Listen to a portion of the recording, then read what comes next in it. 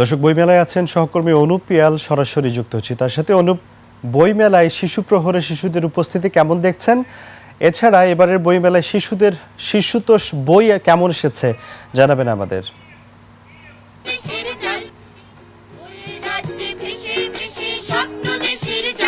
ধন্যবাদ আপনাকে। আমি এই মুহূর্তে রয়েছি সোহরাওয়ার্দী উদ্যানে। সোহরাওয়ার্দী উদ্যানের এই যে জায়গাটি রয়েছে, আমার পেছনে রয়েছে কাকতাড়ুয়া পাপেট থিয়েটার যারা রয়েছে তারা ঐতিহ্যবাহী যে পুতুল নাট্য, যে আমাদের যে ঐতিহ্যবাহী গল্পকথা, সেই গল্পকথায় বাচ্চাদের সামনে তুলে ধরছে। এবং আমার সামনে যে বর্তমানে অবস্থা, সেই অবস্থা যদি আমি আপনাকে বলতে চাই তাহলে আমি বলতে পারি যে এটি খুবই বইমেলায় যে এক ধরনের অন্যতম যে আকর্ষণ বাচ্চাদের জন্য, সেই আকর্ষণের আয়োজনই করা হয়েছে। এবং আমার সামনে কিন্তু অনেক বাচ্চারা রয়েছে, তারা অপেক্ষা করছে কখন এখানে সেই প্রতীক্ষিত পাপেট শোটি শুরু হবে। এবং সেই পাপেট শোর জন্য তারা কিন্তু এখান থেকে অপেক্ষা করছেন। এবং আমরা সকাল 11টায় যে পাপেট শো শুরু হওয়ার কথা, তাদের যে যান্ত্রিক ত্রুটির জন্য একটু দেরি হয়েছে, তবে তারা কিন্তু পাপেট শোর যে আনুষ্ঠানিক যাত্রা, সেই আনুষ্ঠানিক শুরু করার জন্য যে প্রয়োজনীয় যে ব্যবস্থা সেটা কিন্তু তারা নিয়েছে। এবং আমি যদি আপনাকে একটু দেখাই যে আমার সামনে কিন্তু অনেক বাচ্চারা রয়েছে যারা অপেক্ষা করছে কখন সেই তাদের যে প্রতীক্ষিত যে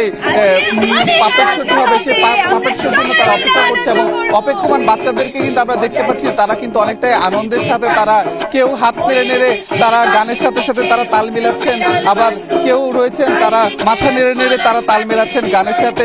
বলতে গেলে বলাই যায় যে সোহরাওয়ার্দী উদ্যানের এই সময়টা বাচ্চাদের যে আনন্দ দেওয়ার জন্য যে ব্যবস্থা করা, সেই বিষয়টি কিন্তু বাচ্চাদেরকে আনন্দ দিচ্ছে। এবং বইমেলায় বাচ্চাদের আমরা যে দেখতে পাই যে সাধারণত এবারে বইমেলায় যে মানুষের যে উপস্থিতি, সেই উপস্থিতি কিন্তু অনেকটাই অন্যান্য বারের চেয়ে কম, কিন্তু বাচ্চাদের এই পাপেট শোকে কেন্দ্র করে কিন্তু বাচ্চাদের যে উপস্থিতি সেটি কিন্তু বেশি। এবং আমরা দেখতে পাচ্ছি যে শুক্রবার অর্থাৎ আজকে যে ছুটির দিন এবং কালকে যে শনিবার, এই দিনগুলোতে কিন্তু বাচ্চাদের উপস্থিতি কিন্তু অনেকটাই বেশি থাকে।